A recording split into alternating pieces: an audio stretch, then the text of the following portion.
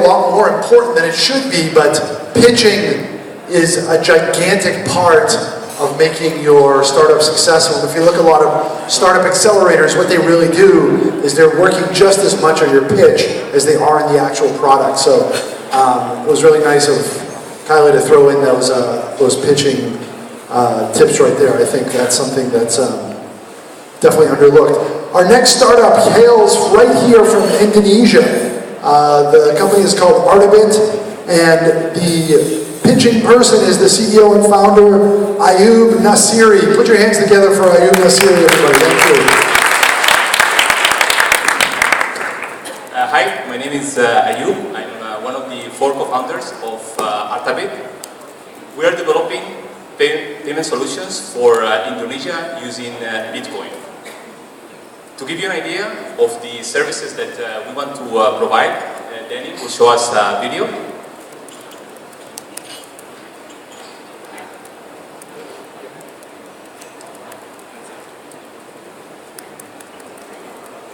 Introducing artaBit, payment solution using the Bitcoin network. By taking advantage of the Bitcoin network, artaBit makes payment cheap, fast, easy, and secure. artaBit provides payment solutions for merchants, consumers, and remittances. For merchants, with very simple changes to your website, you can start accepting Bitcoin as a payment method. artaBit will handle the payment, notify you, and deposit rupiah to your account. For a consumer, instead of having to hassle to verify your PayPal account or getting credit card injections, you can get a Bitcoin account in minutes. Buy a product online, and artaBit will complete the payment and notify the seller so they can ship your purchase. For remittances, you can stop paying big bucks to remittance companies. artaBit transport remittances through the fast and secure Bitcoin network, arriving in rupiah to the recipients. artaBit, payment solutions in rupiah using the Bitcoin network. Sign up now, and let's get started. So, Bitcoin in essence is 2 things. It's a digital currency and a payment system. Everybody knows how to use cash, and most people know how to use a credit card. Bitcoin combines these 2 concepts into one single package. At artaBit, we use this built-in payment system. We remove the complexity for the customer and end up with payments that are fast, cheap, and easy. So, a merchant in Indonesia can raise his products in rupiah, accept Bitcoin as a payment method, and the sales proceeds will arrive to his bank account in rupiah. An online shopper without a credit card will be able to make a purchase by using artaBit to complete the payment. And a remittance service, say for example in Hong Kong, can receive Hong Kong dollars from Indonesian immigrants, and their relatives, they will receive rupiah without even being aware that the money travel through the Bitcoin network.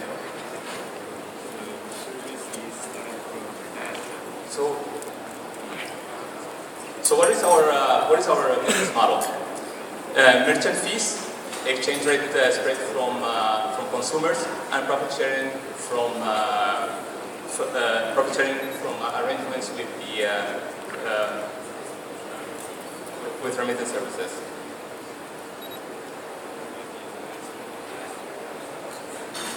So here, to give you an idea of the market that we're targeting.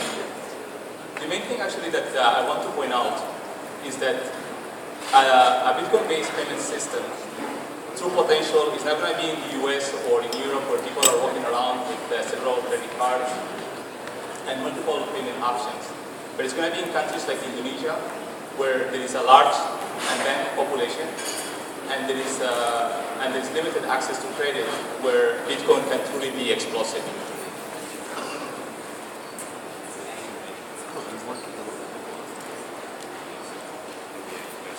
If we look at the adoption of disruptive technologies like the internet, we can see a lot of parallels with we can see parallels with peer-to-peer technologies like Bitcoin. In the early 90s, the internet was very difficult to use. There's only a few people actually who had to be geeked to be able to use it. And then by the mid-90s, browsers were introduced, which made it a little bit easier. But still, a lot of people dismiss the disruptive nature of the internet.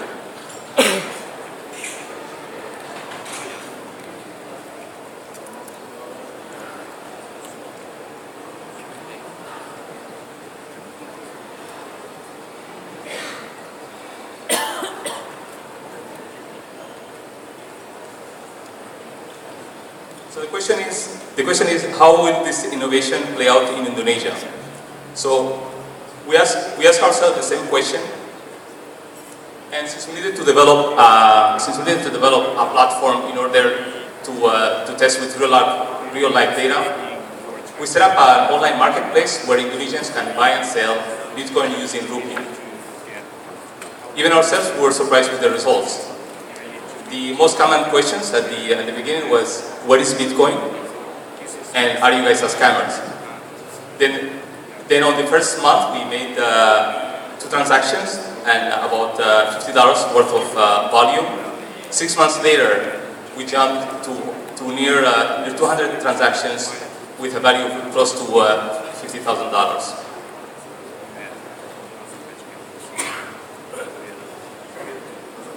So it took about 10 years for the internet to move from marginal use by a few gigs to mass usage. So by this estimate, we expect that Bitcoin is going to be mass adoption by 2019, and our target is to be established in Indonesia and Southeast Asia by that time.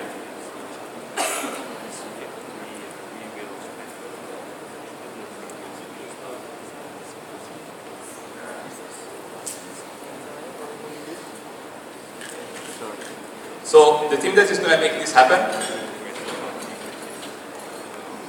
we have Imelda. She has over 6 years of experience working with some of the largest banks in Indonesia.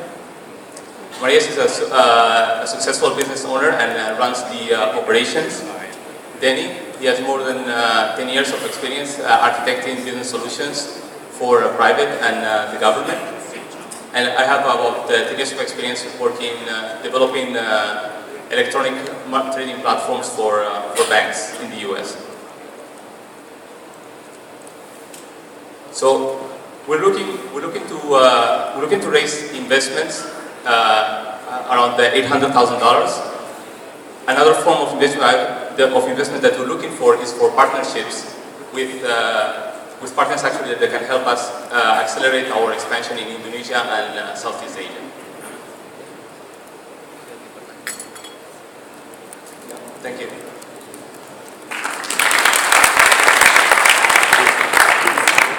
Thank you very much.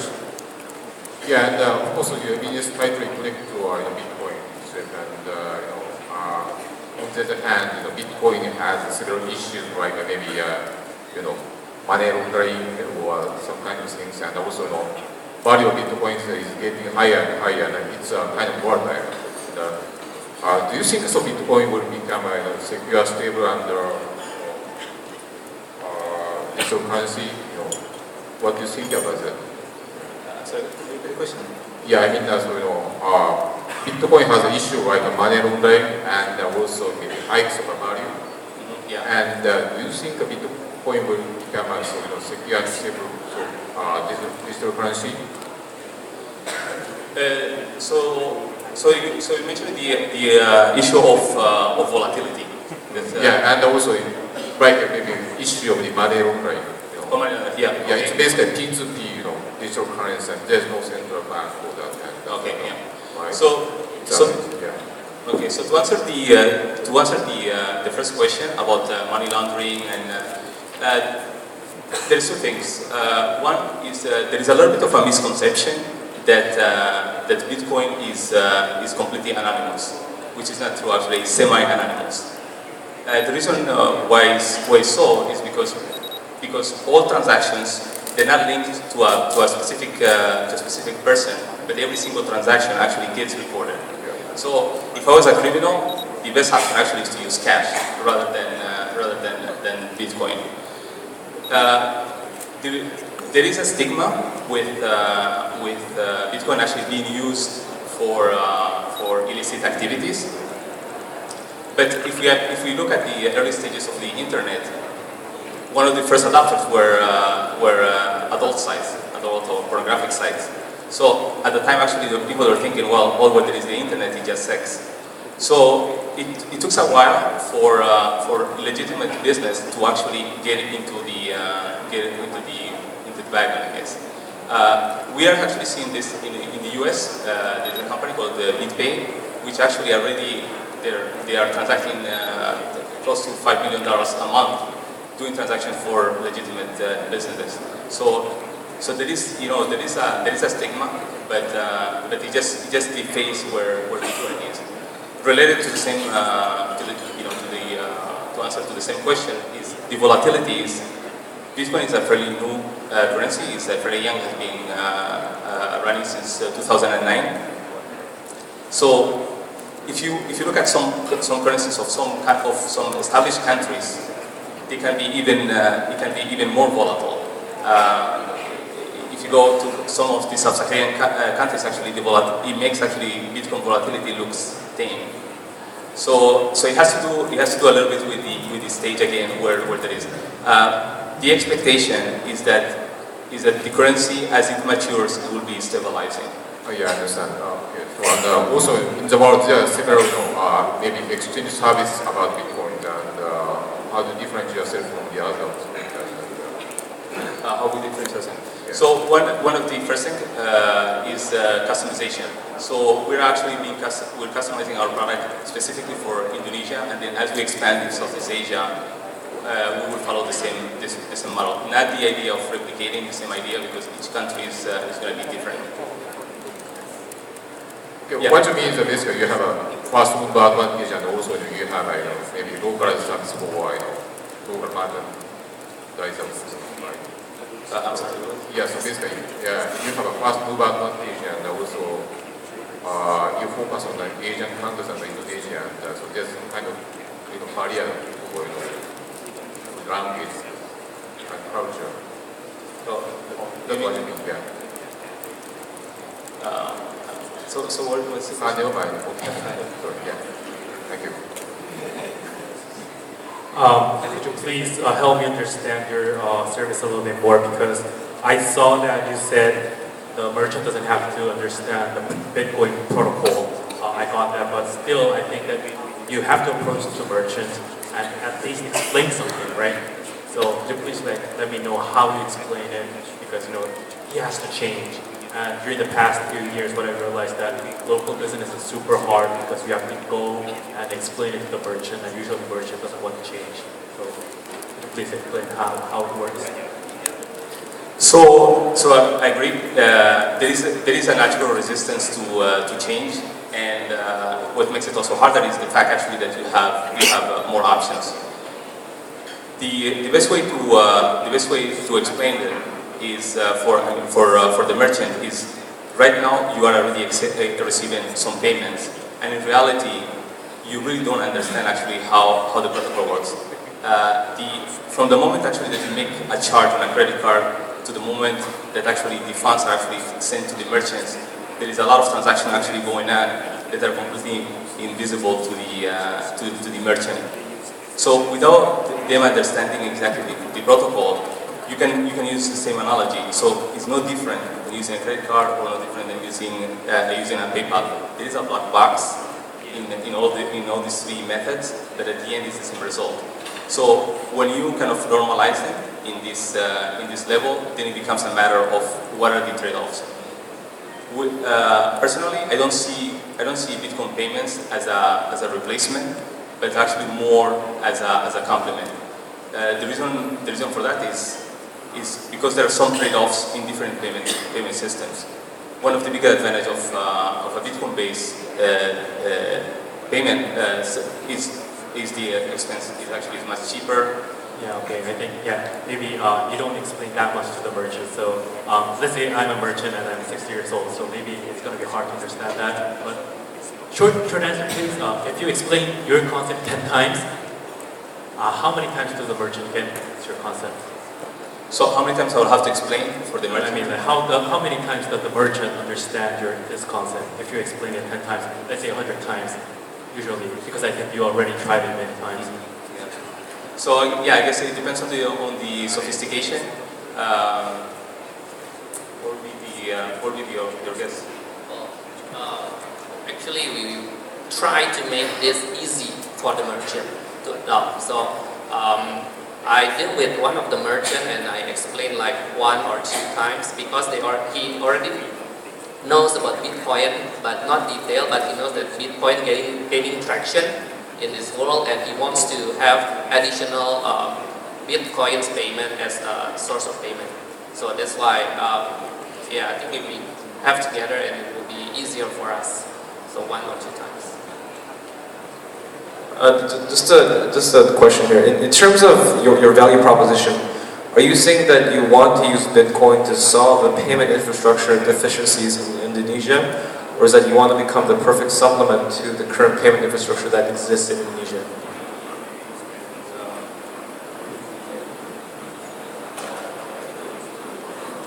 No, as I said, it's actually it's more a complementary service. Complementary service. Okay. There are the more options as a merchant, the more options you can give to your customers, the more chances actually are that you can make a complete payment. Okay. There might be consumers actually that they prefer actually have the low fees of Bitcoin, but there actually some users actually might prefer the security that it provides a credit card. Sure. In the sense actually that you can charge back. In terms of, like, what do you see in terms of the long-term risks when governments clamp down or they apply regulations on the Bitcoin infrastructure? What do you think the risks are? Risk of regulations. Yeah. What kind of regulations do you think the governments will come up with once this becomes significantly financially impactful? So the short answer is actually that there is a lot of uncertainty. Everybody is hesitating. Personally, I don't think we don't know exactly if Bitcoin will succeed or not. But what is clear is actually that some form of distributed payment system will prevail. So we're in kind of in the stage of Bitcoin could very easily be the MySpace of distributed payment system. So maybe another thing actually that may come up.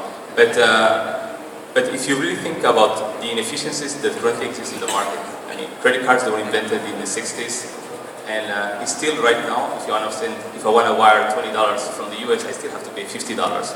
So there's just for so long that you can maintain these inefficiencies in the market. So innovation actually eventually actually will prevail.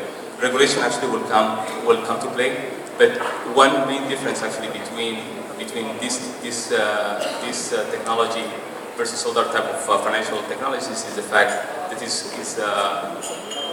is much more difficult to actually to sort of control in a sense. But the answer is not not controlling it. But by trying to control it actually, for example, like the case of Thailand. All what you're doing is actually just shifting all the market actually to other places. Who controls the fluctuations when currency fluctuation for Bitcoin happens? Because one Bitcoin can turn from $60 worth into like $170 worth. It's happened already, right? Yeah. So what happens when I pay $60 and I transfer my Bitcoin to person B and his Bitcoin turns into $160? Do you make money off that spread and you just give them $60 worth of Bitcoins? So actually that's our value proposition. So a merchant actually would not have to worry about the. I want to worry about it because I want the other $70, right? The Bitcoin that you transferred to me was worth $60, but when you transferred out, the market spiked and went apeshit crazy, and it went up to $160. I want my $70. Yeah. So the merchant the key here is hedging. So once which is just a standard procedure actually for market makers for any other currency. A dealer is never exposed to volatility. There are people actually exchanging Turkish lira, which can very easily jump 10-15%, and they have no losses. So essentially, you have to make your own private market out of the Bitcoin in Indonesia. Is that because you're going to control secondarily the value of Bitcoin, irrespective of what the global Bitcoin worth is? Because you're saying $60 is still $60, even after it jumps $170 in the global market, right? So you're going to make a private RTB, a real-time exchange market for this, right? Actually, all what you need is really liquidity pools where you can execute your hedges. It doesn't have to be in Indonesia. It can be any kind of liquidity pool. Okay, what I didn't get from your pitch was, is this already launched? You already have merchants? You already have you're transacting money already? Or is it already launched, or is it just no, actually, we still what we have right now is more actually to test the platform. Yeah. So we still at the stage actually that we're gonna acquire customers. We already have one. Yeah, you mentioned you set up the testing, right? People could buy stuff, and then you transacted about 50 grand worth of transactions, something. But the actual implementation of acquiring merchants and getting them to adopt the payment channel and having people actually buy stuff from those merchants. They're still not developed. And you're saying that the reference model is the US company. Was that BitPay? BitPay, yes. Is there any other reference models in other markets outside of the US? Actually they have. They don't actually have. They don't provide services in Asia. At least at the moment when I was researching. So you're saying that artaBit is the only BitPay outside of the US right now? No, there are other companies that doing that. Actually, in fact, in Singapore there is another company actually doing similar. Definitely first in Indonesia. Okay, you know what? I kind of like you guys. I mean, I think you guys you guys seem very serious about it. You guys know a lot about. I mean, clearly you guys have thought a lot about what you guys can build. But your pitch really sucks, man. Like it was. I was struggling to stay awake, and maybe it's the smoothness of technology, a lot of pauses, But I think a few things which excite. I mean, if I were to redo the pitch, I would say number one, BitPay making so much money in the US. Other countries, every country needs a Bitcoin payment solution, or Bitcoin exchange, or whatever you want to call it. Every country needs it. We're first in Indonesia, we tested it out, we're bringing the best talent together to do it. I've been building systems for 10 years, right, for enterprise and consumer, and I have been mining Bitcoin since 2007, right, or whatever. That plays up the strength of this team. So you're basically telling investors, number one, this stuff works. It works everywhere. Indonesia needs one. We're building it, we're the best team. Boom. So you kind of, secondly, maybe it's a style preference, but when you use a video to explain kind of in your pitch, I don't know, I just don't like having, if you're very clear about what you're doing, usually when you pitch it and you just talk to somebody without a video, ideally you bring that conviction across. The video is fine, but I'm bringing conviction here. Lastly is that, and this should be the feedback for the first team that was pitching as well, if you guys are still here, is that when you introduce your team, just now what you did was you said, okay, she's got 10 years experience, I guess, or 20 years experience as well, but visually on the slide, if you just have photos of them in their names, it doesn't help so much. If you look at a lot of the good reference decks from Y Combinator, 500 Startups, if you see the good reference decks, you look at, when you're trying to say something on the screen, you have this face. His face is small, but it says like 15 years developing consumer and enterprise applications. Then your face is small, so you just come up pronounce. Now I'm nitpicking over here, and I'm only nitpicking because I think it's such a waste when sometimes you've got a good startup, a good set of founders, you could generally great product, but the pitch doesn't sell you. You're like shooting yourself in your right foot, and then you're left again, and that's a waste. I think you guys have something going on over here, and good luck to you. It's great, excellent. Tell us what you really think, Kylie. No, really, I want to fund you. That was great. Excellent, giving the real detailed, tough love. Bitcoin.